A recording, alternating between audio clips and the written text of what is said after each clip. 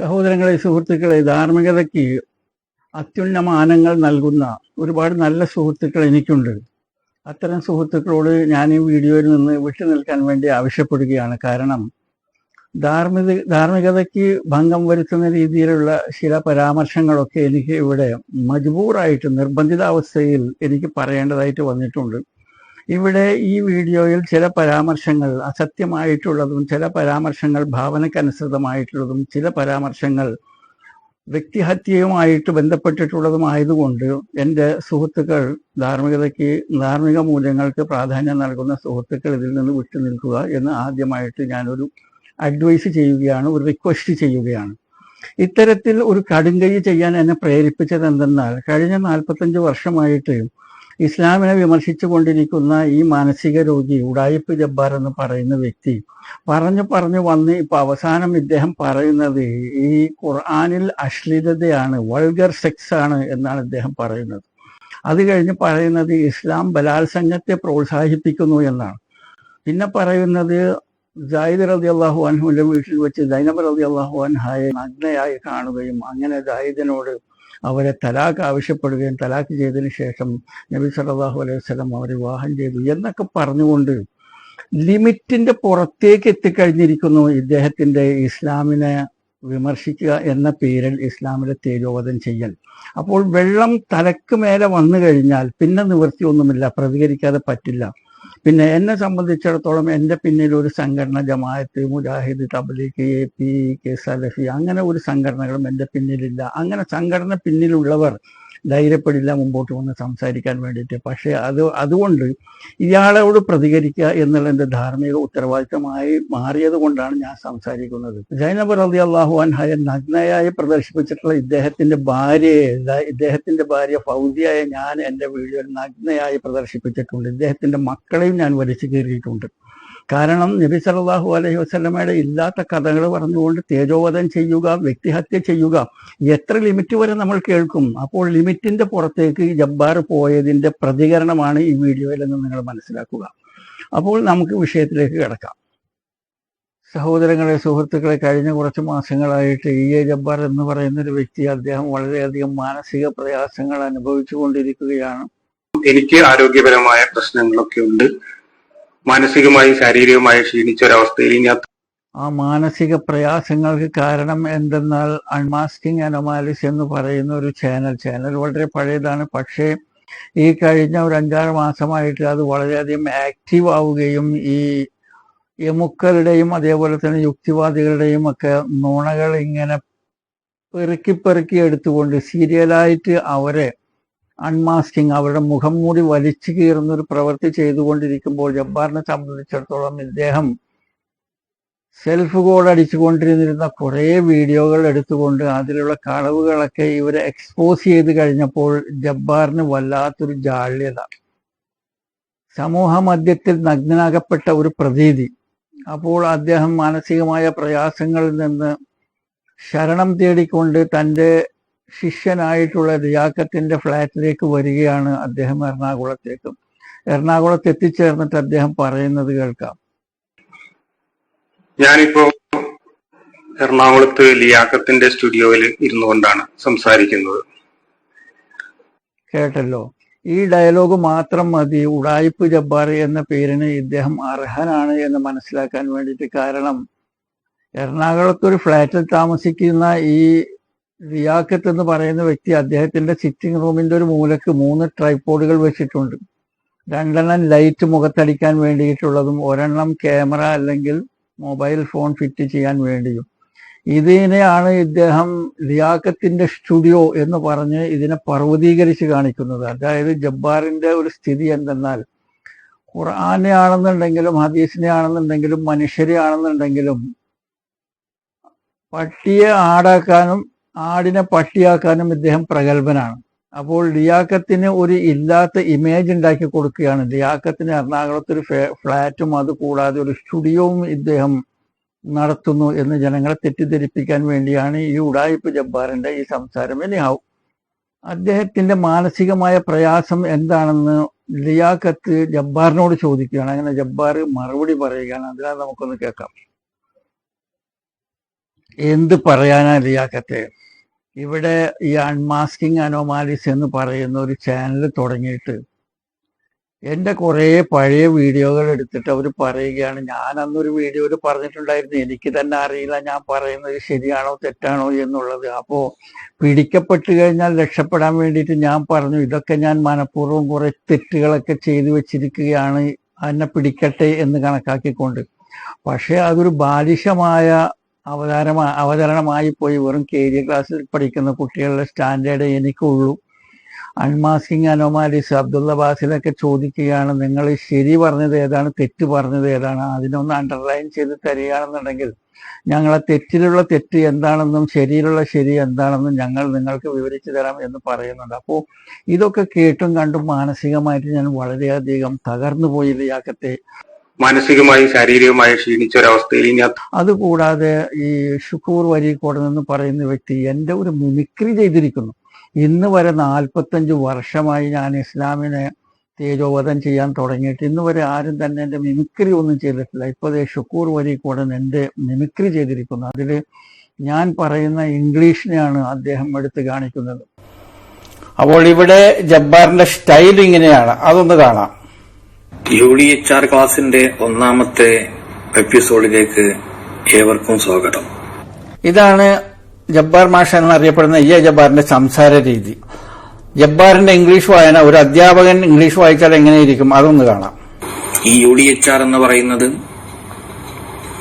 എത്രമാത്രം ലോകത്ത് അപകടമുണ്ടാക്കിയിട്ടുണ്ട് എന്നുള്ളത് ഇത് വായിച്ചു കഴിഞ്ഞാൽ തന്നെ നമുക്ക് ബോധ്യപ്പെടും. ഇതിന്റെ ഒന്നാമത്തെ ആർട്ടിക്കിളിലേക്ക് പോയി നോക്കാം. Article 1. All human beings are born free and equal in dignity and rights. ഒരാൾ ജനിക്കുമ്പോ ഫ്രീ ആണ് എന്നാണ് പറയുന്നത്. ഇനി ആർട്ടിക്കിൾ 2.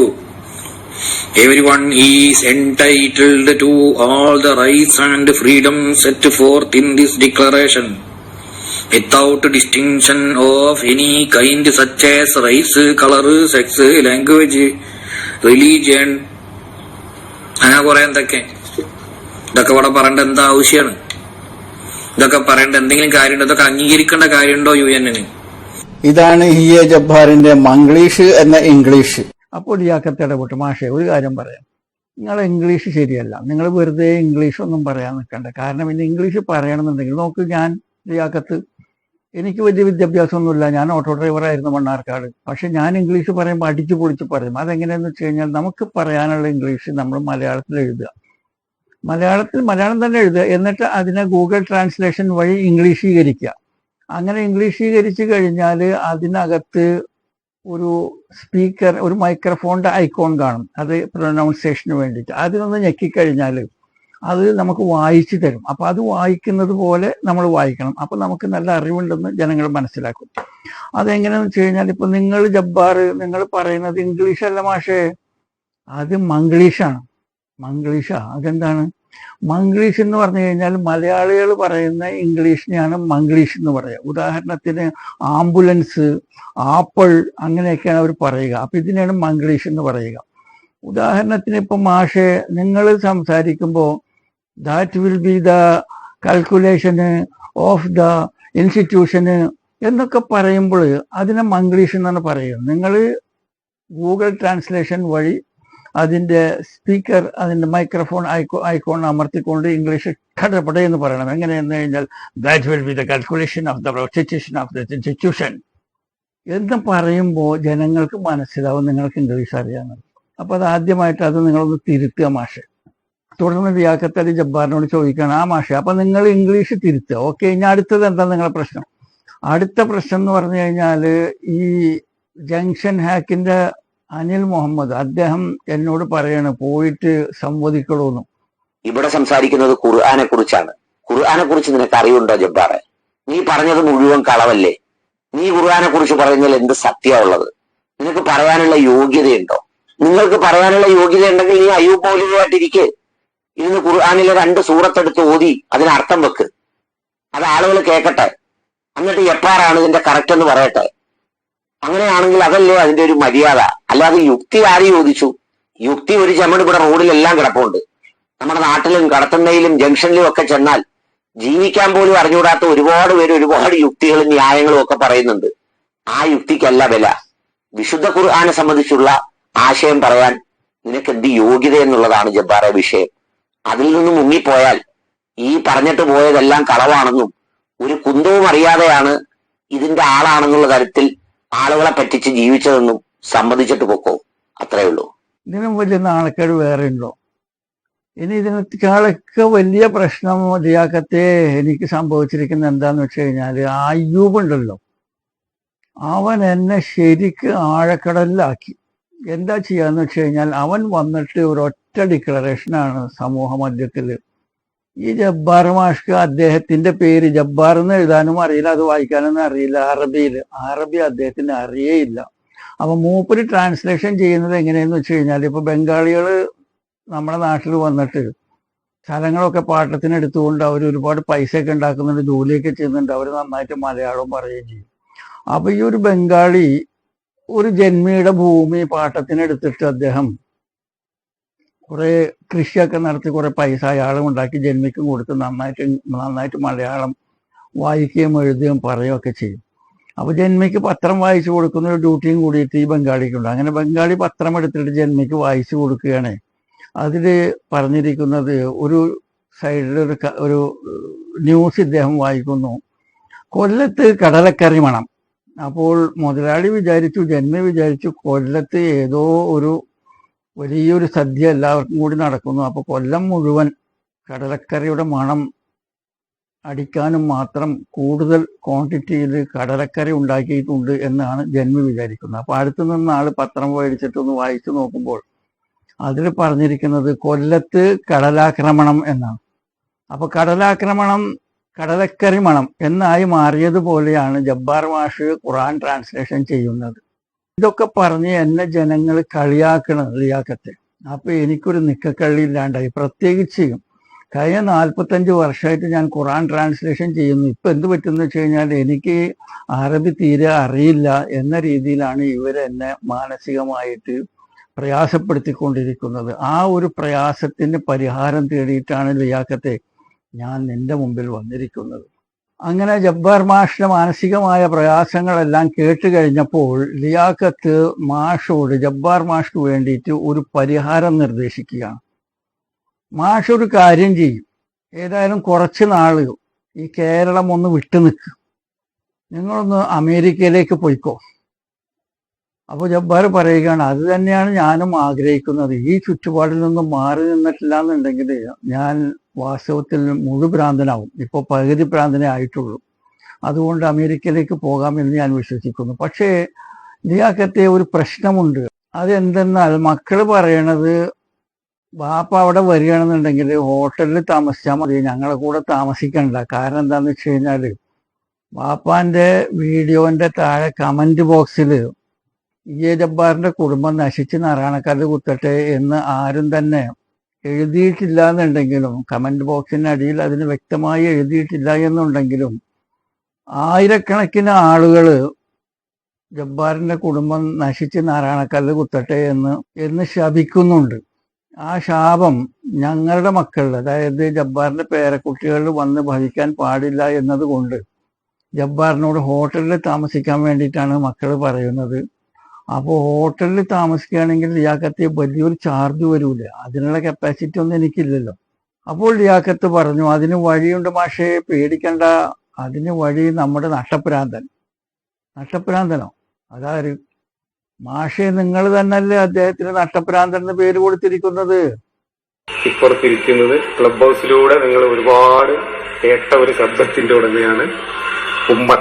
സോഷ്യൽ മീഡിയയിൽ നട്ടപ്രാന്തൻ എന്ന പേരിൽ ഇങ്ങനെ ഇടക്കിടക്ക് പ്രത്യക്ഷപ്പെട്ടിരുന്ന ആ പ്രാന്തനാണ് ഇദ്ദേഹം.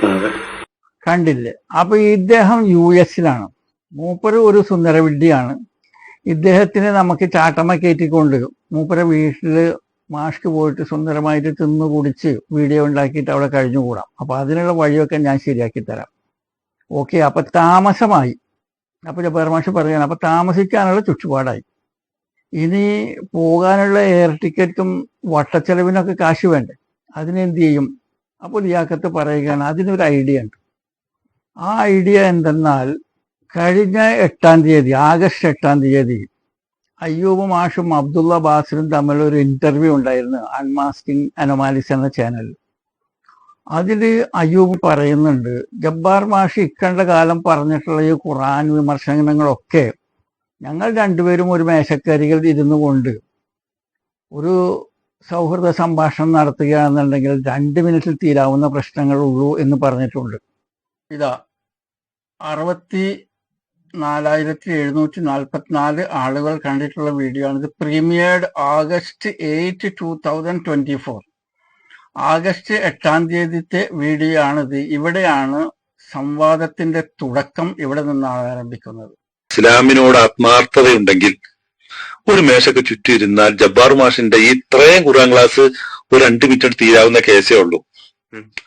അദ്ദേഹം തയ്യാറാണ്, ഞാനും തയ്യാറാണ്. ഇപ്പൊ ഞാനും മുമ്പ് ഉക്തിവാദിയായിരുന്നല്ലോ. ഇപ്പൊ ജബ്ബാർ മാഷ് മുന്നിൽ ഇരുന്നിട്ട് മാഷങ്ങൾ ആ പറയുന്ന കാര്യം വാളുകൊണ്ട് പ്രചരിപ്പിച്ച ഇസ്ലാം എന്നൊക്കെ പറഞ്ഞിട്ട് കുറെ വീഡിയോകളൊക്കെ ഉണ്ട്. പിന്നെ ഞാൻ ചിലപ്പോൾ വിചാരിച്ചു മൂപ്പർക്ക് എന്തിനാ തിരുത്താൻ പോണ്, മൂപ്പർക്ക് ഒരു ലക്ഷ്യമുണ്ട്. അപ്പോൾ ഇത് കേട്ടപ്പോൾ ജബ്ബാർ മാഷ് ചോദിക്കണം, അതുകൊണ്ട് നമുക്കെന്താ വിഷയം? അയാളെ തീർക്കണമെന്നുണ്ടെങ്കിൽ അയാൾ തീർത്തോട്ടെ, നമുക്കെന്താ വിഷയം? അപ്പോ ലിയാഖത്ത് പറയുകയാണ്, നമുക്ക് വിഷയമുണ്ട് മാഷേ. ഇവിടെയാണ് നമ്മളെ US പോകാനുള്ള എയർ ടിക്കറ്റും വട്ടച്ചെലവുണ്ടാക്കാൻ കഴിയുന്ന ഒരു വാക്കാണ് ഈ അയ്യൂബ് പറഞ്ഞിട്ടുള്ളത്. അതെങ്ങനെയാണ് നമുക്കുള്ള എയർ ടിക്കറ്റും വട്ടച്ചെലവൊക്കെ ഉണ്ടാവുക എന്ന് ജബ്ബാർ ചോദിക്കുകയാണ്. അപ്പോൾ ലിയാഖത്ത് മറുപടി പറയുന്നു, മാഷ് ഒരു കാര്യം ചെയ്യണം. ഈ അയ്യൂബ് പറഞ്ഞിട്ടുള്ള ചലഞ്ച് ഞാൻ ഏറ്റെടുത്തിരിക്കുന്നു. അപ്പൊ ജബ്ബാർ മാഷ് പറയണം, അയ്യൂബ് ഒരു ചലഞ്ചും ചെയ്തിട്ടില്ലല്ലോ, ഒരു വെല്ലുവിളി നടത്തിയിട്ടില്ലല്ലോ. ഞങ്ങൾ രണ്ടുപേരും ഒരു മേശക്കരികിൽ ഇരുന്ന് സംസാരിച്ച് തീരാവുന്നതല്ലേ ഉള്ളൂ എന്നല്ലേ പറഞ്ഞത്. അപ്പോൾ അതിന് മറുപടിയായിട്ട് ലിയാഖത്ത് പറയുകയാണ്, മാഷ് റെഡിയാണെങ്കിൽ ഞാനും റെഡിയാണെന്ന് പറഞ്ഞില്ലേ? ഇത്രയും ഖുർആൻ ക്ലാസ് ഒരു 2 മിനിറ്റ് തീരാവുന്ന കേസേ ഉള്ളൂ. അദ്ദേഹം തയ്യാറാണ്, ഞാനും തയ്യാറാണ്. അതിനല്ലേ ചാലഞ്ച് എന്ന് പറയണത്. അത് നിങ്ങളങ്ങനെ ഏറ്റെടുക്കണം ജബ്ബാർ മാഷെ. അപ്പോ ജബ്ബാർ മാഷ് ചോദിക്കുകയാണ്, ഓക്കെ അങ്ങനെ ഞാൻ ഏറ്റെടുത്തിട്ട് എന്നെ കൊണ്ട് പോയിട്ട് അയ്യൂബിനെ പ്രതിരോധിക്കാൻ കഴിയുമോ? അദ്ദേഹത്തിന് നല്ല അറബി അറിയണക്കാണ്. ഞാൻ ഒരു പ്രാവശ്യം തന്നെ ആഴക്കടലിൽ വീണിട്ട് ഇതുവരെ കയറിയിട്ടില്ല. ഇനി ഞാൻ പോകാൻ ആഗ്രഹിക്കുന്നൊന്നുമില്ല, എനിക്ക് വേണ്ട അങ്ങനെയുള്ള ഒരു സംവാദങ്ങളൊന്നും. അപ്പോൾ ലിയാഖത്ത് പറയുകയാണ്, മാഷ് വെറുതെ ഏറ്റെടുത്താൽ മതി. മാഷ് ഏറ്റെടുക്കണ്ട, മാഷ് ഏറ്റെടുക്കുന്നു എന്ന് ഞാൻ പറയും, അതിന് മാഷ് സമ്മതിച്ചാൽ മതി. മനസ്സിലായോ? അങ്ങനെ മാഷ് ചലഞ്ച് ഏറ്റെടുത്തിരിക്കുന്നു എന്ന് ഞാൻ പറഞ്ഞു കഴിഞ്ഞാൽ ആ പറഞ്ഞതിൻ്റെ പിറ്റേ ദിവസം മാഷ് വന്നിട്ട് ഒരു ഡിക്ലറേഷൻ കൊടുക്കുക. അപ്പോൾ ഇതാണ് ലിയാഖത്ത് മാഷ്ക്ക് പറഞ്ഞു കൊടുത്തിട്ടുള്ള ഐഡിയ.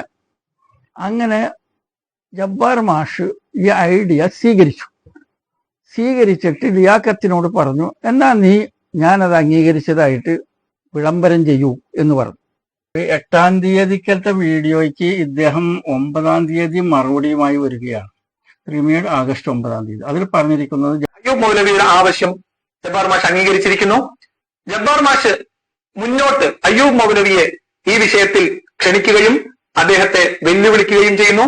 അത് ഏറ്റെടുത്തുകൊണ്ട് 2 മിനിറ്റ് അല്ല, ബോണസായ 3 മിനിറ്റും ചേർത്ത് 5 മിനിറ്റ് ജബ്ബാർ മാഷെ അയ്യൂബ് മൗലവിയുടെ മുന്നിൽ ഇരിക്കാൻ ഞങ്ങൾ തയ്യാറാണ്. ഞാൻ ജബ്ബാർ മാഷെ ആ പരിപാടിയിലേക്ക് കൊണ്ടുവരാം എന്ന കാര്യം ഏറ്റെടുക്കുകയാണ്. ജബ്ബാർ മാഷിന്റെ അറിവോടും സമ്മതത്തോടും കൂടി വരുന്ന 1 മാസത്തിനകത്തുള്ള ഒരു തീയതി, അയ്യൂബ് മൗലവിക്ക് സൗകര്യപ്രദമായ ഒരു തീയതി മാത്രം അയ്യൂബ് മൗലവി അറിയിക്കുക.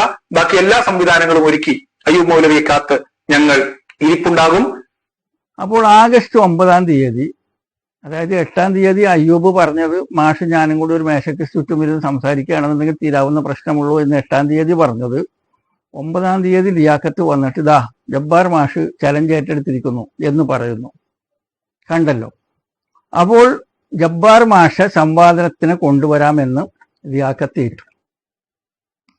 ഇനി അത് കഴിഞ്ഞതിന് ശേഷം ജബ്ബാറും ലിയാഖത്തും കൂടി സംസാരിക്കുകയാണ്. ഇപ്പോ എന്താ ലിയാഖത്തെ നീ കാണിച്ചത്? എന്നെ നീ വീണ്ടും എം അക്ബർ ആഴക്കടലിലാക്കിയ പോലെ നീ വീണ്ടും എന്നെ ആഴക്കടലിലാക്കിയോ? ജബ്ബാർ മാഷെ ഞാൻ കൊണ്ടുവരാന്നൊക്കെ നീ പറഞ്ഞിട്ട് ഞാനത് നിന്റെ കൂടെ വന്നില്ല എന്നുണ്ടെങ്കിൽ പ്രശ്നമാവില്ലേ? എനിക്ക് വയ്യ ഈ പറഞ്ഞിട്ടുള്ള സംവാദത്തിനൊന്നും, പ്രത്യേകിച്ച് അയ്യൂബിന്റെ കൂടെ. അയ്യൂബ് അറബിയിൽ കെയ്ഫാലക്ക് എന്ന് വെച്ച് കഴിഞ്ഞാൽ അൽഹംദുലില്ലാ എന്ന് പറയാനുള്ള അറിവ് എനിക്കില്ല. അപ്പൊ അതിന് ഞാൻ വരില്ല. അപ്പൊ നമ്മൾ ലിയാഖത്ത് പറയുകയാണ്, മാഷെ ഈ സംവാദം ഇതൊന്നും നടക്കില്ല, നടക്കാനുള്ളതുമല്ല. നിങ്ങൾ ഏറ്റെടുക്കണം. ഏറ്റെടുക്കാതിരുന്നു കഴിഞ്ഞാൽ ഒളിച്ചോടി എന്ന് പറയില്ലേ, ഏറ്റെടുത്തിട്ട് നമ്മൾ ഈ ബ്രാല് കയ്യിൽ നിന്ന് സ്ലിപ്പായി പോകുന്ന പോലെ നമ്മൾ സ്ലിപ്പാവണം. അതിനുള്ള പരിപാടിയൊക്കെ ഞാൻ ആസൂത്രണം ചെയ്തിട്ടുണ്ട്. ഇനി മാഷ് എന്താ ചെയ്യേണ്ടതെന്ന് വെച്ച് കഴിഞ്ഞാൽ, നിങ്ങളൊരു വീഡിയോ ചെയ്യാം. വീഡിയോ ചെയ്തിട്ട് പറയാ എനിക്ക് സുഖമല്ല. അപ്പൊ മാഷ് ജബ്ബാർ മാഷ് ലിയാഖത്തിനോട് പറയണം, സുഖമല്ല എന്ന് പറയണം. ക്യാൻസറിനെക്കാട്ടിയും വലിയ സുഖടാണ്.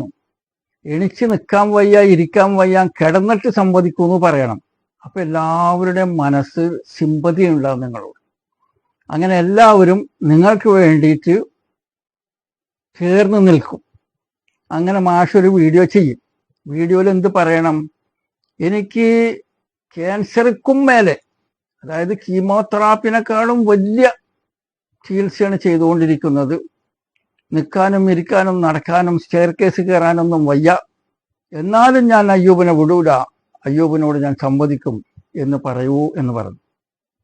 അങ്ങനെ മനസ്സോടെ ജബ്ബാർ ആഗസ്റ്റ് 10-ാം തീയതി, അതായത് 8-ാം തീയതി അയ്യൂബിന്റെ വീഡിയോ, 9-ാം തീയതി ലിയാഖത്തിന്റെ വീഡിയോ, 10-ാം തീയതി ജബ്ബാറിന്റെ വീഡിയോ വരുന്നു. അതിൽ പറയുന്നു, എനിക്ക് നിന്നിട്ടും ഇരുന്നിട്ടും പ്രസംഗിക്കാനൊന്നും കഴിയില്ല, കിടന്നിട്ടാണെന്നുണ്ടെങ്കിലും ഞാൻ സംവാദം നടത്തും എന്ന് പറഞ്ഞുകൊണ്ട് അദ്ദേഹം ഒരു വീരവാദം മുഴക്കുന്നു. ആഗസ്റ്റ് 10-ാം തീയതി, 8-ാം തീയതി അയ്യൂബ്, 9-ാം തീയതി ലിയാഖത്ത്, 10-ാം തീയതി ഇദ്ദേഹം അതിനെ ഏറ്റെടുക്കുകയാണ് ചെയ്തിരിക്കുന്നത്. അത് ലിയാഖത്തിന്റെ സമ്മർദ്ദത്തിൽ. കീമോതെറാപ്പിക്ക് ബദൽ ആയിട്ടുള്ള ചില കഠിനമായ ചികിത്സകൾ നടത്തിക്കൊണ്ട് വിശ്രമിക്കുന്ന വേളയിലാണ് ഞാൻ ഏതാനും മാസങ്ങളായിട്ട് ഉള്ളത്.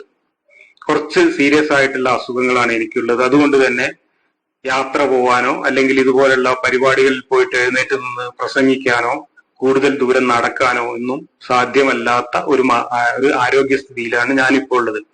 ഇവിടെ യുക്തിവാദികളൊക്കെ തോറ്റു പിന്മാറി എന്നൊക്കെ വരുത്തി തീർക്കാൻ വേണ്ടി നടത്തിയിട്ടുള്ള ഈ ഒരു ഉഡായിപ്പ് പൊളിക്കുക എന്ന കൃത്യമായ ഉദ്ദേശത്തോടു കൂടി തന്നെയാണ് ഞാൻ ഇന്നലെ എനിക്ക് സുഖമില്ലെങ്കിലും ഈ സംവാദത്തിൽ വരാമെന്നും സംവാദത്തിൽ പങ്കെടുക്കാമെന്നും ഏറ്റിട്ടുള്ളത്. എന്തായാലും എഴുന്നേറ്റ് നിന്നുകൊണ്ട് കുറെ സമയം സംസാരിക്കാനൊന്നും എനിക്ക് കഴിയില്ല. അവിടെ കസേരയിൽ ഇരുന്നു കൊണ്ടോ അതല്ലെങ്കിൽ ബെഡിട്ട് കിടന്നുകൊണ്ടാണെങ്കിലും ശരി അയ്യൂബുമായിട്ടുള്ള സംവാദത്തിന് ഞാൻ എത്തും. ആ വീരവാദം മുഴക്കിയതോട് കൂടിയിട്ട് സംഘി മനസ്സുകളൊക്കെ ഇളകി മറിഞ്ഞു. ഇദ്ദേഹം സുഖമില്ലാണ്ടിരിക്കുകയാണല്ലേ, പ്രയാസപ്പെടുകയാണല്ലേ, നമുക്ക് ഇദ്ദേഹത്തെ സഹായിക്കണം. അതോടെ ഗൂഗിൾ പേയും മറ്റുള്ള ഗിഫ്റ്റുകളും അന്വേഷണങ്ങളും ഒക്കെ ഇങ്ങനെ ഇളകി വന്നു. പക്ഷെ സംവാദത്തിന് പോകണ്ടേ? അപ്പോൾ ലിയാഖത്ത് പറയുകയാണ്, മാഷ് സമാധാനിക്കും, സംവാദവും ഉണ്ടാവൂല, ഒന്നും ഉണ്ടാവൂല. നമുക്ക് ഈ നിസാർ വെരിപ്പാക്കലിനെ പിടിച്ച് മുന്നിലിട്ട് അദ്ദേഹവുമായിട്ട് കുറച്ച് തരികിടകളൊക്കെ കളിച്ച് അദ്ദേഹം അങ്ങനെ പറഞ്ഞു ഇങ്ങനെ പറഞ്ഞു എന്നൊക്കെ പറഞ്ഞുകൊണ്ട് നമുക്ക് ഇതിൽ നിന്ന് ഒഴിവാവാം. ജബ്ബാർ മാഷിന് ആത്മാർത്ഥതയുണ്ടെങ്കിൽ നേരിട്ടിരുന്ന് സംസാരിക്കാൻ തയ്യാറാണെങ്കിൽ 2 മിനിറ്റിനുള്ളിൽ തീർക്കാവുന്ന യുക്തിവാദം മാത്രമാണ് ജബ്ബാർ മാഷിനുള്ളൂ എന്ന് അയ്യൂബ് മൗലവി പറഞ്ഞത് കോട്ട് ചെയ്തുകൊണ്ട് അദ്ദേഹം ഫേസ്ബുക്കിൽ എഴുതിയ കുറിപ്പിൽ നിന്നുള്ള ആദ്യ ഭാഗമാണിത്. ജബ്ബാർ മാഷ് ഈ വെല്ലുവിളി ഏറ്റെടുക്കുമോ? ഞാൻ മനസ്സിലാക്കിയിടത്തോളം ഒരിക്കലും അദ്ദേഹം ഈ വെല്ലുവിളി ഏറ്റെടുക്കില്ല. മനസ്സിലായിട്ടുണ്ടോ? അപ്പൊ നമ്മൾ വളരെ കൂളായിട്ട് ഈ ഇതിൽ നിന്നൊക്കെ ഒഴിവായിക്കൊണ്ട് നമ്മൾ സംവദിക്കാതെ തന്നെ വിജയിക്കാൻ പോവുകയാണ്. അതാണ് ഇവിടെ സംഭവിക്കാൻ പോകുന്നത്. അപ്പൊ മാഷ് ധൈര്യമായിട്ടിരുന്നോ എന്ന് പറഞ്ഞ് മാഷെ സമാധാനിപ്പിച്ചു. അങ്ങനെ ലിയാഖത്ത് അലി ജബ്ബാർ മാഷിന്റെ പ്രയാസങ്ങളും വിഷമങ്ങളും ക്യാൻസറിന്റെ മേലെയാണ് അദ്ദേഹത്തിന്റെ പ്രശ്നങ്ങൾ എന്ന് വളരെ കൂളായിട്ട് ജബ്ബാറിനെ കൊണ്ട് തന്നെ അവതരിപ്പിച്ചതിന് ശേഷം രണ്ടുപേരും സമാധാനമായിട്ടിരിക്കുന്ന സമയത്ത് ഗൂഗിൾ പേയ്മെന്റ് വഴി പൈസ വരാനും അതേപോലെ തന്നെ യൂട്യൂബിന്റെ ഗിഫ്റ്റ് ബട്ടൺ വഴി പൈസ വരാനും പിന്നെ വീഡിയോയുടെ വരുമാനം സബ്സ്ക്രിപ്ഷൻ റേറ്റ് കൂടാനും ഒക്കെ അത് കാരണമായി. ജബ്ബാറിന് മനസ്സമാധാനമായി. അങ്ങനെ രണ്ടുപേരും, ഈ 2 മുർത്തദുകളും ഇരുന്ന് സൊറ പറയുക. അങ്ങനെ രണ്ടുപേരും ഇരുന്ന് സൊറ പറയുന്ന സമയത്ത് ഇവരുടെ രണ്ടുപേരുടെയും സാമ്പത്തിക സ്രോതസ് കൂട്ടേണ്ട ആവശ്യത്തിലേക്ക് വേണ്ടിയിട്ട് ലിയാഖത്ത് അലി ജബ്ബാറിന് കുറച്ച് അഡ്വൈസുകൾ കൊടുക്കുന്നുണ്ട്. ആ അഡ്വൈസിൽ ചിലത്, ഒന്നാമത്തേത് പറയുന്നത്, മാഷെ നിങ്ങളുടെ സബ്സ്ക്രിപ്ഷൻ ഇപ്പൊ 45 വർഷമായില്ലേ നിങ്ങൾ ഈ കുഞ്ഞിക്കയറ് കുത്താൻ തുടങ്ങിയിട്ട്, ഇതുവരെയായിട്ട് എത്ര സബ്സ്ക്രിപ്ഷൻ ഉണ്ട് നിങ്ങൾക്ക്? വെറും 88,000 സബ്സ്ക്രൈബേഴ്സ് മാത്രമല്ലേ ഉള്ളൂ. എന്നാൽ ഞാൻ ഈ അടുത്ത കാലത്താണ് വീഡിയോ തുടങ്ങുന്നത്. പെർട്ടിക്കുലറായിട്ട് പറയുകയാണെന്നുണ്ടെങ്കിൽ ആഴക്കടലിന്റെ സംവാദത്തിന് ഞാനും ആരിഫും കൂടി ഇരുന്ന് കുറെ വെള്ളം കുടിച്ചിട്ട് ജനങ്ങളെ അട്രാക്ട് ചെയ്ത് അന്ന് മുതലാണ് എൻ്റെ ചാനലിന് പോപ്പുലാരിറ്റി കിട്ടുന്നത്. ഇപ്പൊ എവിടെ എത്തി? 94,000 നിങ്ങൾക്ക് ഒരു 58,000 ഉള്ളൂ. അപ്പൊ കുറെയൊക്കെ ടാറ്റിക്സ് ഇതിൽ ചെയ്യേണ്ടതുണ്ട്. അതെന്തെന്നാൽ നിങ്ങളൊരു ഫോട്ടോ ഉണ്ടാക്കിയിട്ട് ആ ഫോട്ടോയിൽ ഇല്ലാത്ത കളവൊക്കെ പറഞ്ഞിട്ട് ഇതാ ലൈവ് വരുന്നു 8-ാം തീയതി 10 മണിക്ക് രാത്രി എന്നൊക്കെ പറഞ്ഞ് നിങ്ങൾ ലൈവുകൾ നടത്തും മാഷെ. അപ്പൊ കുറെ ആളുകൾ നിങ്ങൾക്ക് കിട്ടും. പിന്നെ വേറൊരു കേസ് എന്താണെന്ന് വെച്ച് കഴിഞ്ഞാൽ നമ്മളൊക്കെ ജനിച്ചത് നമ്മൾ സൈബർ തണ്ടികളായിട്ടാണ്. തെറ്റിദ്ധരിക്കേണ്ട മാഷെ, ഇതിനകത്ത് പറയുകയാണ്, തെറ്റിദ്ധരിക്കേണ്ട മാഷെ. കാരണം നമുക്ക് വേറെ പണിയൊന്നും അറിയില്ല. നമ്മൾ ഇതേപോലെ തന്നെ സൈബർ ലോകത്ത് വന്നിരുന്നിട്ട് തെണ്ടുക. അപ്പൊ അതില് ഈ കാണുന്നുണ്ടല്ലോ, ഇതുപോലെ തന്നെ നിങ്ങൾ കോണ്ടാക്ട് ചെയ്യുക, നിങ്ങൾ നമ്മളെ സഹായിക്കുക, നിങ്ങൾ ചേർന്ന് നിൽക്കുക എന്നൊക്കെ പറഞ്ഞിട്ട് നിങ്ങൾ ഓരോ വീഡിയോയിലും അതിടണം. ഇതാണ് അതിന്റെ തെണ്ടൽ എന്ന് പറയുന്നത്. സൈബർ തെണ്ടികളാണ് നമ്മൾ. അപ്പൊ നമ്മൾ തെണ്ടേണ്ട രീതിയുണ്ട്. ആ രീതിയിൽ തെണ്ടിയെങ്കിൽ മാത്രമേ നമുക്ക് പൈസ കിട്ടുള്ളൂ. അഭിമാനം ഒന്നും നോക്കിയിരുന്നാൽ നടക്കില്ല. ഉദാഹരണത്തിന് ഇപ്പൊ ജാമിദാനെ നിങ്ങൾ കണ്ടോ? ജാമിദ ഒരു ബൈക്ക് വിൽക്കാനുണ്ടെന്നും പറഞ്ഞ് രംഗത്ത് വന്നു. ആ ബൈക്കിന്റെ പൈസ സംഗീത സഹോദരന്മാരെല്ലാവരും കൂടി ഉണ്ടാക്കി കൊടുത്തില്ലേ? ബൈക്ക് വിൽക്കേണ്ട വന്നില്ലല്ലോ. ജാമിദയുടെ പറച്ചിൽ എന്താന്ന് വെച്ച് കഴിഞ്ഞാല്, അവരാണെന്നുണ്ടെങ്കിൽ ഇപ്പൊ ഒരു ഭർത്താവിനെ ഉദ്യോഗത്തിൽ നിയമിച്ചു. അപ്പോൾ അദ്ദേഹത്തിന് മൊബൈൽ ഫോൺ മേടിച്ചു കൊടുക്കണം, അതേപോലെ തന്നെ ഇന്റർനെറ്റിന്റെ ചാർജ് കൊടുക്കണം, ബ്രാൻഡഡ് ടീഷർട്ടിന് വാങ്ങിക്കൊടുക്കണം, ജീൻസ് വാങ്ങിക്കണം, ബ്രാൻഡഡ് ഷൂ വേണം, പിന്നെ ബൈക്കിലടിക്കാൻ പെട്രോൾ വേണം. ഇതൊക്കെ കൂടി അങ്ങനെ ചെലവ് കൂടിക്കഴിഞ്ഞപ്പോൾ ഈ ഭർത്താവിനെ നിയമിച്ചത് കൊണ്ട് കാര്യങ്ങൾ നീങ്ങുന്നില്ല. വീഡിയോയിൽ കിട്ടുന്ന വരുമാനങ്ങൾ കൊണ്ട് കാര്യങ്ങൾ മുമ്പോട്ട് പോകുന്നില്ല. അപ്പൊ കണ്ടില്ല അവരുടെ ഐഡിയ. അവർ വന്നിട്ട് പറഞ്ഞത് ബൈക്ക് വിൽക്കുന്നു, സാമ്പത്തിക ബുദ്ധിമുട്ടുണ്ടെന്ന് പറഞ്ഞ് പൈസ വന്നില്ലേ? നമ്മൾ അതിൻ്റെതായ രീതിയിൽ ജനങ്ങളുടെ സെന്റിമെന്റിനെ ഉയർത്തണം.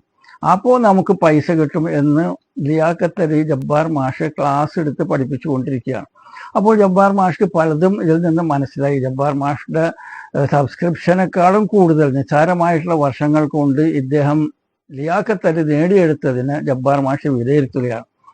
എന്നിട്ട് ലിയാഖത്ത് അലി ജബ്ബാർ മാഷോട് ചോദിക്കുകയാണ്, ഇപ്പോ നമ്മൾ ഇതുപോലെ സൈബർ തണ്ടികളായിട്ട് ജീവിക്കുന്ന സമയത്ത് ഇതാ ഈ ചിത്രം നിങ്ങളൊന്ന് കാണൂ. ഈ ചിത്രത്തിൽ എന്താ പറയുന്നത്? നയിച്ച് തിന്നടോ എന്നാണ് പറയുന്നത്. കണ്ടില്ലേ? അങ്ങനെ ലിയാഖത്ത് അലി ജബ്ബാറിനോട് ചോദിക്കുകയാണ്, മാഷെ സത്യം പറയുക, നിങ്ങൾക്കോ എനിക്കോ ഈ ഒരു സൈബർ തെണ്ടലല്ലാതെ വല്ല പണിയും അറിയോ? മാഷ് നേരത്തെ അധ്യാപകനായിരുന്നു.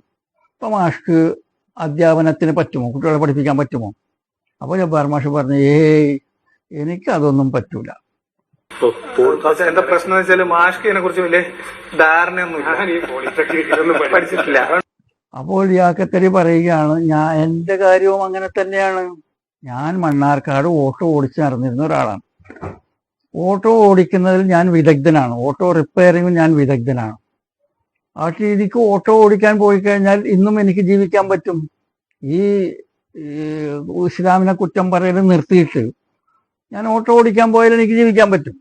അപ്പോൾ ജബ്ബാർ മാഷ് പറയുകയാണ്, ജീവിക്കാൻ പറ്റും, ഓട്ടോ ഓടിക്കാൻ അങ്ങോട്ട് ചെല്ല്. ആളുകൾ നിന്റെ ഓട്ടോ വാടകയ്ക്ക് എടുത്തിട്ട് ദൂരെ എവിടെയെങ്കിലും കൊണ്ടുപോയിട്ട് നിന്നെ കാച്ചിക്കളയും. അപ്പോൾ ലിയാഖത്ത് അലി പ്രതികരിക്കണം, മാഷേ അതൊക്കെ മാഷ കയ്യിലിരിക്കട്ടെ.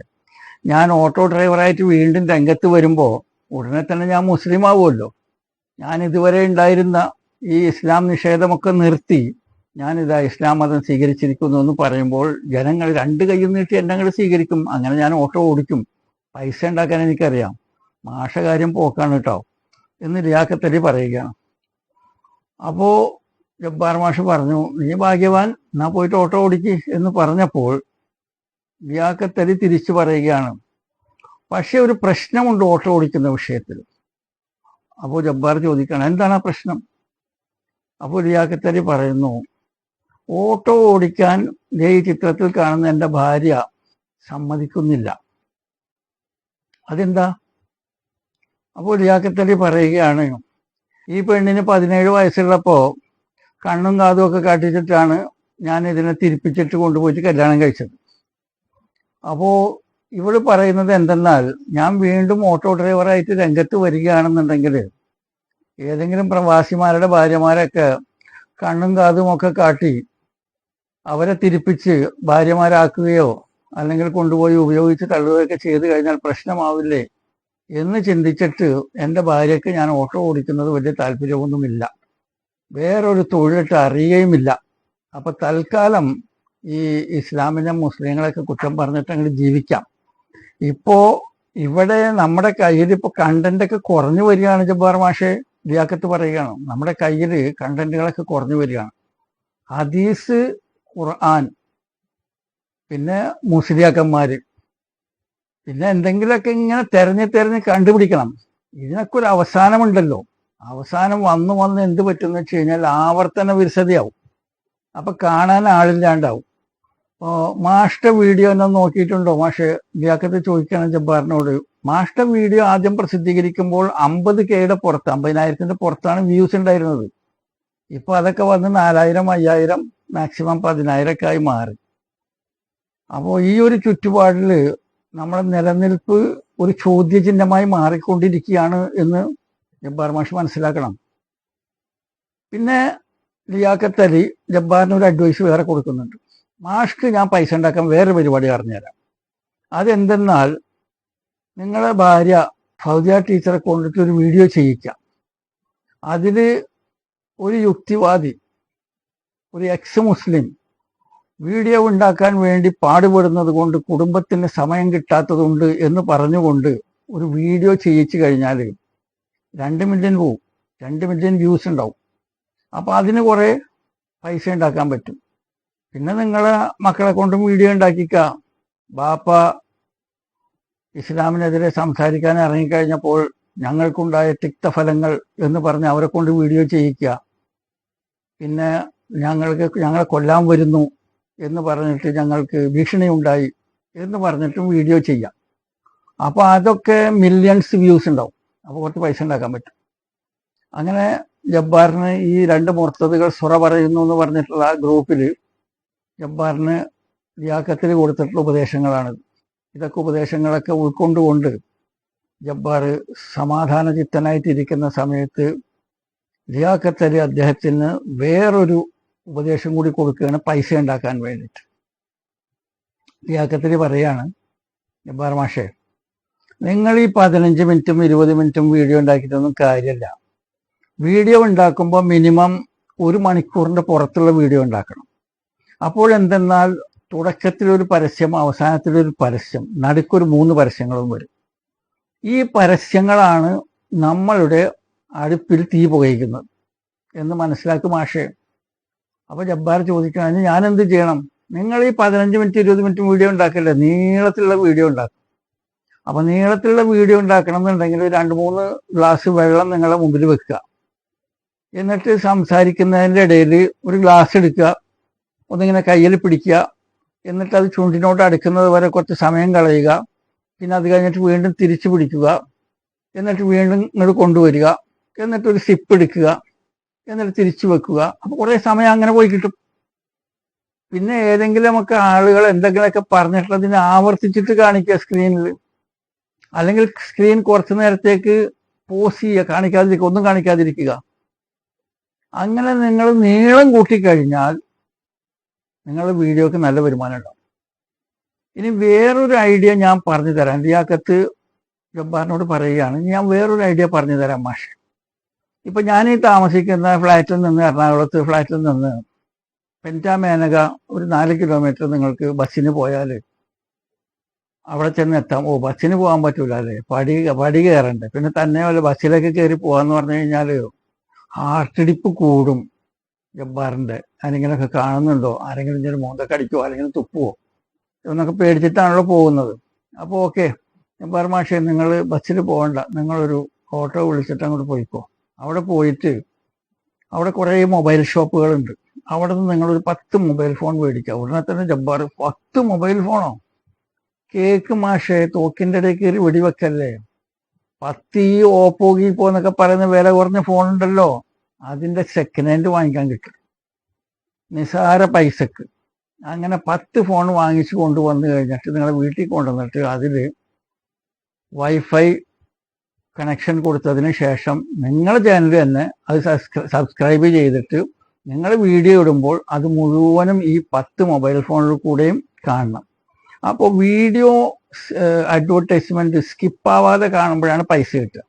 അപ്പൊ ഈ 10 മൊബൈൽ ഫോണും വീഡിയോ അഡ്വർടൈസ്മെന്റുകൾ സ്കിപ്പാവാതെ കാണുകയാണ്. അപ്പൊ നിങ്ങൾക്ക് പൈസ കിട്ടും. ഇങ്ങനെയൊക്കെ ചെയ്തെങ്കിലേ ജീവിക്കാൻ പറ്റുള്ളൂ. പിന്നെ വേറെ വിഷയം എന്തെന്നാൽ, സംഘികളുടെ അടുത്ത് നിന്ന് വീഡിയോക്ക് അവർ മുഴുവൻ കാണണമെന്നുണ്ടെങ്കിൽ ഇസ്ലാമിനെയും മുസ്ലിങ്ങളൊക്കെ വെറുക്കപ്പെടുന്ന രീതിയിൽ സംസാരിക്കണം. കണ്ടില്ലേ എൻ്റെ കഴിഞ്ഞ വീഡിയോ, ലിയാഖത്ത് പറയണം, കണ്ടില്ലേ എൻ്റെ കഴിഞ്ഞ വീഡിയോയിൽ അള്ളാഹ് ആദത്തിനെ സൃഷ്ടിച്ചു. അപ്പോൾ ഏതോ ഒരു മരമണ്ടൻ പണ്ടെങ്ങാണ്ട് ഏതോ ഒരു പുസ്തകത്തിലോ അതോ ഫേസ്ബുക്കിലോ മുസ്ലിം അല്ലാത്തൊരു വ്യക്തി തന്നെ മുസ്ലിം പേരിട്ടിട്ട് ഒരു കള്ളക്കഥ എഴുതി ആദത്തിനെ സൃഷ്ടിച്ചു. എന്നിട്ട് ആ ആദത്തിനെ സൃഷ്ടിച്ചപ്പോൾ അദ്ദേഹത്തിന് ശൈത്താന് ദേഷ്യം വന്നിട്ട് അതിലേക്ക് തുപ്പുകയുണ്ടായി. തുപ്പല് അദ്ദേഹത്തിന്റെ വയറ്റത്ത് പോയി തറച്ചു. ആ വയറ്റത്ത് ദൈവം വന്നിട്ട് അള്ളാഹ് വന്നിട്ട് ആ തുപ്പലെടുത്ത് മാറ്റി ആ ഭാഗമാണ് പൊക്കിളായി മാറിയത് എന്ന് പറയുന്ന ഏതോ ഒരു മരമണ്ടൻ എഴുതിയിട്ടുള്ള ഒരു ആർട്ടിക്കിൾ ഉണ്ട് മാഷെ. അത് ഫേസ്ബുക്കിലുള്ളതാണ്, മുസ്ലിം നാമധാരി എഴുതിയതാണ്. അപ്പൊ ഞാൻ അത് എടുത്തിട്ട് ഒരു കണ്ടന്റ് ആക്കിയത് മുസ്ലിങ്ങളെ വെറുപ്പിക്കുന്ന അല്ലെങ്കിൽ അവരെ ബ്ലഡ് പതപ്പിക്കുന്ന രീതിയിൽ സംസാരിക്കണമല്ലോ. അപ്പൊ ഞാൻ എന്ത് ചെയ്തു, എൻ്റെ വക കുറെ കാര്യങ്ങളൊക്കെ കൂട്ടിച്ചേർത്തു. എങ്ങനെയെന്നാൽ, അങ്ങനെ അള്ളാഹു കളിമണ്ണും പൊടിയും അതും ഇതും ഒക്കെ ഇട്ട് കൂട്ടിക്കുഴച്ചു, പത്തിരിക്ക് പൊടി കുഴക്കുന്ന പോലെ കുഴച്ച് റെഡിയാക്കിയിട്ട് ആദം എന്ന വിഗ്രഹത്തെ ഉണ്ടാക്കി. എന്നിട്ട് അതിനെ ഉണക്കാൻ വെച്ചു. ഉണക്കാൻ വെച്ചപ്പോൾ അതിലേ പോയ ശൈത്താൻ അത് കണ്ടു. ശൈത്താൻ അത് കണ്ടിട്ട് അതിന് ദേഷ്യം പിടിച്ചിട്ട് കാർക്കിച്ചൊരൊറ്റ തുപ്പാണ്. ആ തുപ്പ് പോയി വീണത് വയറ്റത്താണ്. അങ്ങനെ കുറച്ച് കഴിഞ്ഞിട്ട് ഈ ഉണക്കാൻ വെച്ചത് എന്തായി, ഉണങ്ങിയോ എന്ന് അറിയാൻ വേണ്ടിയിട്ട് അള്ളാഹ് വന്നു. അള്ളാഹ് വന്നപ്പോഴാണ് ഈ ആദത്തിന്റെ വയറ്റത്ത് തുപ്പലം അത് അള്ളാഹ് വടിച്ചെടുത്ത് കളഞ്ഞു. പക്ഷെ അത് പൊക്കിളായി മാറി. അപ്പൊ ഞാൻ എൻ്റെ കഴിഞ്ഞ വീഡിയോയിൽ പറഞ്ഞാണ്, ലിയാഖത്ത് പറയാണ്, ജബ്ബാറിനെ പഠിപ്പിക്കുകയാണ്. അപ്പൊ ഇങ്ങനെയൊക്കെ പറയുമ്പോൾ ഈ ഇസ്ലാം അല്ലെങ്കിൽ മുസ്ലിം എന്ന് പറയുന്ന തത്വസംഹിത യാതി വിഡ്ഢിത്തരങ്ങളൊക്കെ വിശ്വസിക്കുന്നവരാണ് എന്ന് നമ്മൾ സംഘികൾക്ക് പറഞ്ഞ് മനസ്സിലാക്കുമ്പോൾ അപ്പോൾ നമുക്ക് സംഘികളുടെ അടുത്ത് നിന്ന് നല്ല വരുമാനം ഉണ്ടാവും. അപ്പൊ ഇങ്ങനെ വേണം ജബ്ബാർ മാഷയെ സംസാരിക്കാൻ വേണ്ടിയിട്ട് എന്ന് ലിയാഖത്ത് അലി ജബ്ബാറിനെ ഉപദേശിക്കുകയാണ്. അപ്പോൾ ഈ ഉപദേശം കേട്ട് കഴിഞ്ഞപ്പോൾ ജബ്ബാറിന് കാര്യങ്ങൾ മനസ്സിലായി. അങ്ങനെ അദ്ദേഹത്തിന്റെ അവസാനം വന്നിട്ടുള്ള വീഡിയോ അതെന്ത് ചെയ്തെന്ന് വെച്ച് കഴിഞ്ഞാൽ, ഇദ്ദേഹത്തിന് അറബി അറിയില്ല എന്ന് പറഞ്ഞിട്ട് കളിയാക്കാൻ തുടങ്ങിക്കഴിഞ്ഞപ്പോൾ മൂപ്പര് ഒരു സബ് ടൈറ്റിലുമായിട്ട് വന്നു, അള്ളാഹ്ക്ക് അറബി അറിയില്ല എന്ന് പറഞ്ഞിട്ട്. അങ്ങനെ ആ വീഡിയോ പ്രസിദ്ധീകരിച്ചു കഴിഞ്ഞപ്പോൾ സോഷ്യൽ മീഡിയയിൽ ജബ്ബാറിന് മുഴുവട്ടാണ്. ആദ്യം ഇദ്ദേഹത്തിന് പകുതി പ്രാന്തായിരുന്നു, ഇപ്പൊ മുഴുവട്ടായി എന്നാണ് സംസാരം. ഇങ്ങനെ സംസാരിക്കാൻ ഒരു അവസരം ഉണ്ടാക്കി കൊടുത്തതാരാണ്? ലിയാഖത്ത് എന്ത് പറഞ്ഞു? ജബ്ബാർ മാഷ് കുറച്ച് കഠിനമായിട്ട് രൂക്ഷമായിട്ട് പറയണം എന്ന് പറഞ്ഞുകൊണ്ടാണ് അള്ളാഹ്ക്ക് അറബി അറിയില്ല എന്ന ഇദ്ദേഹത്തിന്റെ വീഡിയോ വരുന്നത്. ആ വീഡിയോയിൽ ജബ്ബാർ മാഷ് എന്താ പറയുന്നത്? ഇസ്ലാമിലെ തലാഖ് എന്ന അത്യുന്നതമായിട്ടുള്ള ഒരു അധികാരം പുരുഷനും സ്ത്രീക്കും അള്ളാഹ് കൊടുത്തതിന് അതിന്റെ അന്തസത്ത മനസ്സിലാക്കാൻ കഴിയാതെ 3 വട്ടം ഒരാൾ തലാഖ് ചൊല്ലിക്കഴിഞ്ഞാൽ 4ാമത്തെ പ്രാവശ്യം അദ്ദേഹത്തിന് ആ ഭാര്യയെ തിരിച്ചെടുക്കാൻ കഴിയില്ല. ആ ഭാര്യയെ തിരിച്ചെടുക്കണമെങ്കിൽ ആ ഭാര്യ വേറൊരുത്തനുമായി വിവാഹബന്ധം ഏർപ്പെട്ടുകൊണ്ട് വൈവാഹിക ജീവിതം നയിക്കുകയും അങ്ങനെ ആ ഭർത്താവ് ഒന്നുകിൽ മരണപ്പെടുകയോ അല്ലെങ്കിൽ ആ ഭർത്താവ് ഈ സ്ത്രീയെ തലാഖ് ചെയ്യുകയോ ചെയ്തിട്ടുണ്ടെങ്കിൽ മാത്രമേ ഈ ആദ്യത്തെ ഭർത്താവിന് വിവാഹം കഴിക്കാൻ പറ്റൂ എന്ന് പറഞ്ഞിട്ടുള്ള ഒരു വിഷയവുമായിട്ടാണ് ജബ്ബാർ മുമ്പോട്ട് വന്നിരിക്കുന്നത്. എത്ര മഹത്തായിട്ടുള്ള ഒരു സിസ്റ്റമാണ് തലാഖ് എന്നതിനെ മനസ്സിലാക്കി കൊടുക്കുന്നതിന് പകരം വേറൊരാൾ വിവാഹം കഴിക്കണം എന്ന് പറഞ്ഞതിന് ഇദ്ദേഹം വളരെ മോശമായ നികൃഷ്ടമായ എന്നൊക്കെ പറഞ്ഞുകൊണ്ട് ആദ്യത്തെ ഒരു 5 മിനിറ്റ് ഈ ലിയാഖത്ത് അലിയുടെ ഉപദേശം സ്വീകരിച്ചുകൊണ്ട് വിഷയത്തിലേക്ക് കടക്കും മുൻപ് മോശമായൊരു സിസ്റ്റമാണ് ഇസ്ലാമിലുള്ളത്, നികൃഷ്ടമായൊരു ചുറ്റുപാടാണ് ഇസ്ലാമിലുള്ളത്, അധപ്പതിച്ചിട്ടുള്ളതാണ് ഇസ്ലാം എന്നൊക്കെ പറഞ്ഞുകൊണ്ട് 5 മിനിറ്റ് ജനങ്ങളിങ്ങനെ വട്ടം കറക്കി വിഷയത്തിലേക്ക് വരുന്നതിന് മുൻപ്. പക്ഷേ ആ ഒരു വീഡിയോയെ ജനങ്ങൾ ഈ ജബ്ബാറിന് വട്ടാണെന്ന് പറയുകയുണ്ട്. കാരണം ജബ്ബാറിന്റെ തത്വസംഹിത എന്താണെന്ന് അറിയാമോ? അതായത് ഇപ്പൊ ജബ്ബാർ ഈ പറഞ്ഞ എവിടെയെങ്കിലുമൊക്കെ ഒരു യാത്രക്ക് പോയിട്ട് പ്രതീക്ഷിക്കുന്നതിനേക്കാൾ നേരത്തെ വീട്ടിലേക്ക് വന്നു കയറുന്നു. ആ വന്നു കയറുന്ന സമയത്ത് ജബ്ബാറിന്റെ ബെഡ്റൂമിൽ എന്താണ് കാണുന്നത്?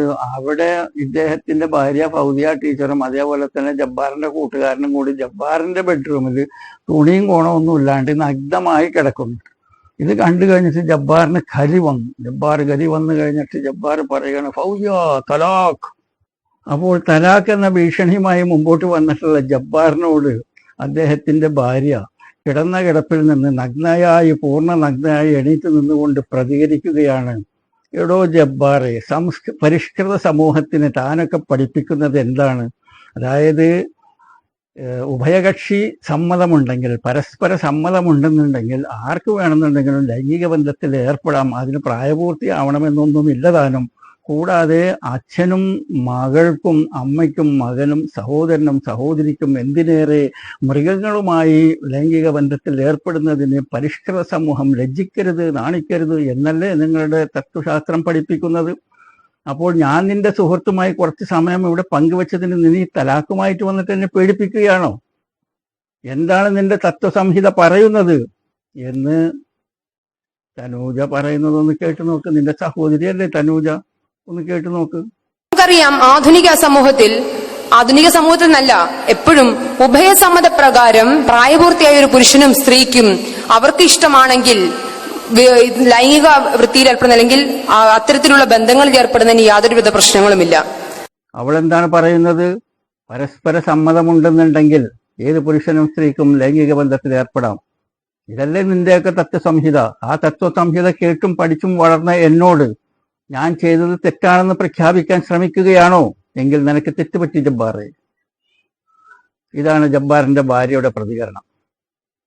എന്ത് തോന്നിവാസവും ആവാം എന്ന് പഠിപ്പിക്കുന്ന വ്യക്തി അന്തസ്സായ രീതിയിൽ നിങ്ങൾ ഇങ്ങനെയൊക്കെ തലാഖ് ആക്കണം, ആ തലാഖ് ആക്കി കഴിഞ്ഞാലും നിങ്ങൾക്ക് നിങ്ങളുടെ ഭാര്യയോടുള്ള ഉത്തരവാദിത്തങ്ങളുണ്ട്, അവർക്ക് ചെലവിന് കൊടുക്കണം, അവർക്ക് മക്കളുണ്ടെങ്കിൽ അവരെ നോക്കണം.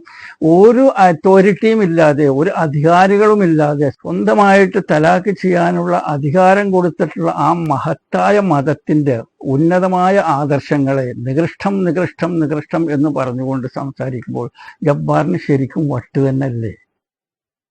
നിങ്ങളൊന്ന് ചിന്തിച്ചു നോക്കൂ. അപ്പോൾ ഈ ഉഡായിപ്പ് ജബ്ബാറിന്റെ എല്ലാ ഉഡായിപ്പുകൾക്കും അന്ത്യം വന്നുകൊണ്ടിരിക്കുന്നു. അദ്ദേഹത്തിന്റെ നിലനിൽപ്പില്ലാതായിരിക്കുന്നു. സോഷ്യൽ മീഡിയയിൽ ഇദ്ദേഹത്തെ പിച്ച് ചീന്തപ്പെട്ടുകൊണ്ടിരിക്കുന്നു. എല്ലാത്തിനും ഉണ്ടല്ലോ ഒരു കണക്ക്. കൊടുത്താൽ കൊല്ലത്തും കിട്ടുമെന്നല്ലേ പറയുന്നത്? ജബ്ബാർ പലതും കൊടുത്തു, ഇപ്പൊ അദ്ദേഹം നേടിക്കൊണ്ടിരിക്കുകയാണ്. നേടട്ടെ. അങ്ങനെ ജബ്ബാറിന്റെ സംഭവബഹലമായ 45 വർഷത്തെ ഇസ്ലാം ഖുർആൻ വിമർശനം കൊണ്ട് ഇദ്ദേഹം എന്ത് നേടിയെന്ന് ചോദിച്ചു കഴിഞ്ഞാൽ അദ്ദേഹം ഒരു രോഗിയായി, ഒരു മാനസിക രോഗിയായി ഇത്രയും തന്നെ. എനിക്ക് ആരോഗ്യപരമായ പ്രശ്നങ്ങളൊക്കെ ഉണ്ട്, മാനസികമായി ശാരീരികമായി ക്ഷീണിച്ച ഒരവസ്ഥയിൽ ഞാൻ. അപ്പോൾ ഈ വീഡിയോ അവസാനിപ്പിക്കുമ്പോൾ ഒരു ചോദ്യം അവശേഷിക്കുന്നത് എന്തെന്നാൽ, കഴിഞ്ഞ 45 വർഷമായിട്ട് ഇസ്ലാമിനെയും മുസ്ലിങ്ങളെയും കരുതേച്ചുകൊണ്ട് ജീവിച്ചുകൊണ്ടിരിക്കുന്ന ഈ ജബ്ബാറിനെ സംബന്ധിച്ചിടത്തോളം അദ്ദേഹം എന്ത് നേടി എന്നുള്ളതാണ്.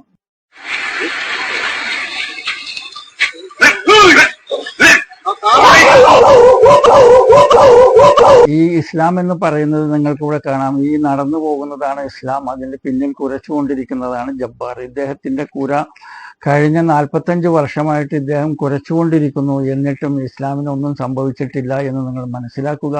അതായത് നിങ്ങൾ ഗൂഗിളിൽ പോയിട്ട് fastest growing religion in the world എന്ന് നിങ്ങൾ ടൈപ്പ് ചെയ്യുകയാണെന്നുണ്ടെങ്കിൽ 1 സെക്കൻഡിന്റെ ചില്ലറ ഫ്രാക്ഷനുകൾക്കുള്ളിൽ നിന്ന് നിങ്ങൾക്ക് റിസൾട്ട് വരികയാണ് ഇസ്ലാം is the fastest growing religion in the world എന്ന്. അപ്പോൾ ഇതൊക്കെ ഇങ്ങനെ നടക്കുമ്പോൾ ഈ 45 വർഷം നാശമാക്കിയതിന് പകരം അദ്ദേഹം സ്വന്തം ജീവിതത്തിൽ സ്വന്തം മക്കളുമായും പേരക്കുട്ടികളുമൊക്കെ ആയിട്ട് കളിച്ച് പൊരിച്ച് ജീവിച്ചിരുന്നെങ്കിൽ അദ്ദേഹത്തിന് അതെങ്കിലും ബാക്കിയാകുമായിരുന്നു. ഇപ്പോൾ ഇതൊക്കെ പറഞ്ഞുകൊണ്ട് ഇദ്ദേഹം രോഗിയായി മാറി, ക്യാൻസർ ബാധിതനായി, മാനസികമായ പ്രയാസത്തിൽ, ശാരീരികമായ പ്രയാസത്തിൽ.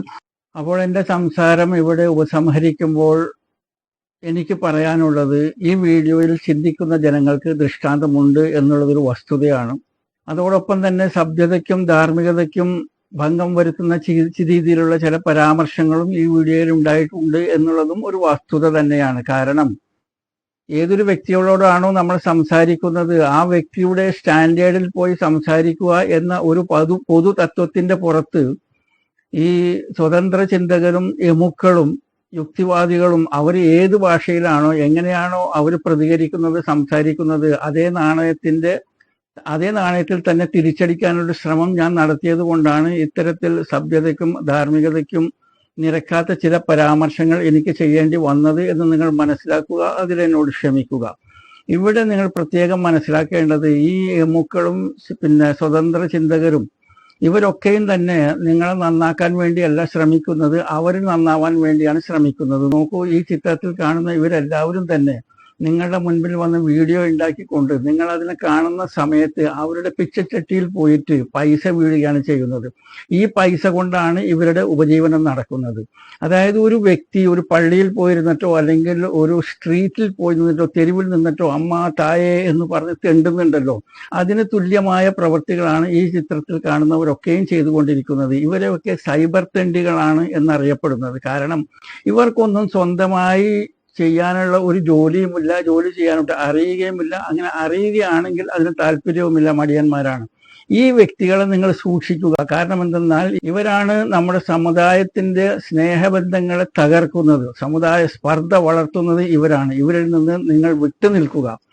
ഇവർ ആവശ്യമില്ലാത്ത ഓരോരോ വിഷയങ്ങൾ അവതരിപ്പിച്ചുകൊണ്ട് അയൽക്കാരനെ പോലും തമ്മിൽ തല്ലിപ്പിക്കുന്ന ഈ ഇത്തിക്കണ്ണികളിൽ നിന്ന് നിങ്ങളെ സംരക്ഷിക്കുക. ഇവരുടെ ചാനലുകളെ അൺസബ്സ്ക്രൈബ് ചെയ്യുക, ഇവർ പറയുന്നത് കേൾക്കാതിരിക്കുക.